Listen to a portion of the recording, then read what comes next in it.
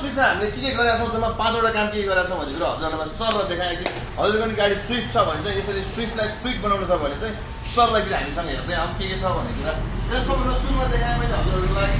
भित्र देखाइदियो भाइ फेरि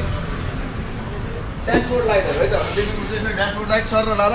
दामी तरिकाले यो ड्यासबोर्ड लाइट तपाईँको मोबाइल एपबाट चल्ने सबै थरी नै हुन्छ हामीसँग मोबाइल एपबाट चल्नेवाला ड्यासबोर्ड लाइट भयो यो र अर्को देख्नुहुन्छ हजुरहरूले एन्ड्रोइड यो 11.8 इन्चीको एन्ड्रोइड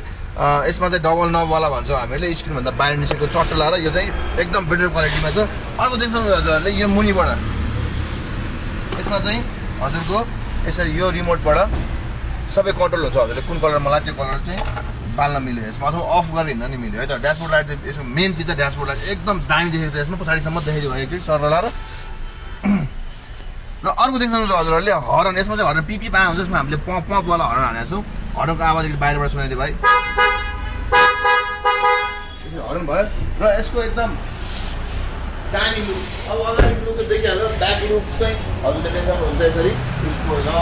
सल र लाएर युज गरेको गाडीको लुक्स चाहिँ एकदम एग्रेसिभ देखाउने र गाडीलाई अलिकति स्मार्ट सफ्ट लाएर राम्रो देखाउनलाई चाहिँ यो